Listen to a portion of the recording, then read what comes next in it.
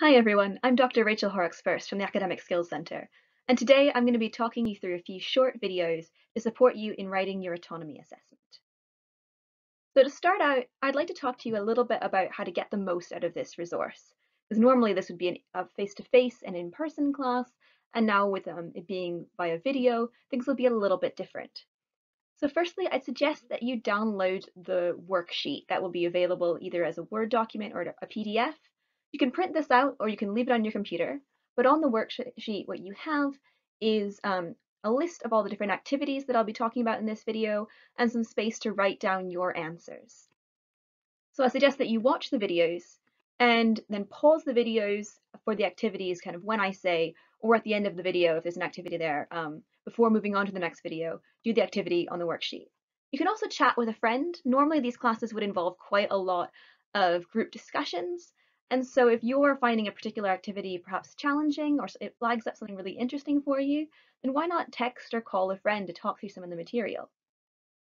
So why should you do this? Why not just watch through the videos? Obviously, just watching things would be much simpler, much easier.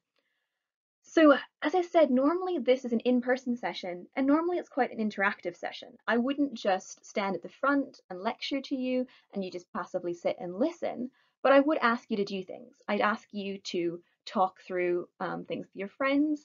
I'd ask you to answer questions. I'd ask you to possibly research things online or to fill in worksheets in person. So it would normally be a session that would involve quite a lot from you as well. I'd be ready to answer your questions and ask you to be answering my questions as well. And the reason why I do this is that there's a big difference between what we call active learning and passive learning. So passive learning is where you just kind of sit and you consume something. So you just kind of have these videos, running in the background, you're doing other things, you're just kind of watching them, passively consuming. Whereas active is where you're actually paying attention, your brain's getting in gear, and you're doing things with what you're learning. And now, especially with all the shift online, I've been doing quite a lot of online learning myself. And a lot of the courses I've been doing have just been watching videos. And I find, and the science backs this up, that I don't learn very much when I just watch videos. But if the video then asks me to do a short activity, to write down some of my thoughts, or to fill in a short quiz or something like that, then the learning gets consolidated in my head and I actually learn quite a lot more. So it may sound easier to just let these videos run, perhaps in the background while you're doing something else, but I would highly recommend that you take some time to pause the videos and do the activities at the appropriate points. It's also worth noting that I know you're going to have to submit a formative piece, perhaps a draft of your assessment fairly soon. And so if you do these activities as we're going through, you'll already have the basis for your formative assessment, kind of even just as you're working through these videos. So it should help you out as well. So what are we going to cover in this session?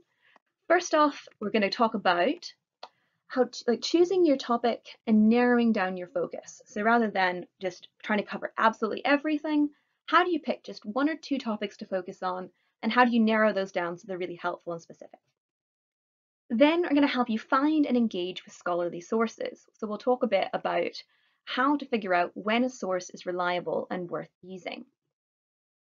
A little later on, we'll talk about how to write using an appropriate structure and style.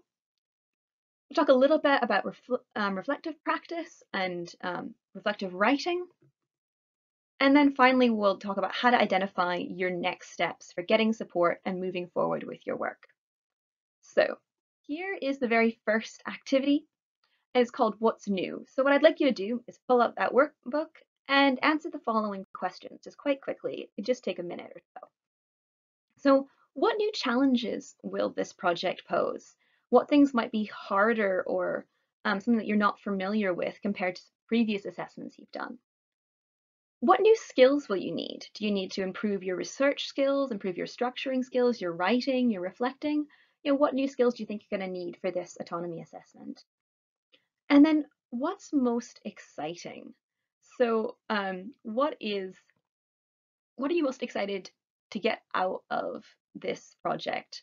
What do you think that you're going to learn that you're really excited to take into your practice in future? So pull out the workbook and just take about a minute to quickly answer these questions before moving on to the next video. Bye.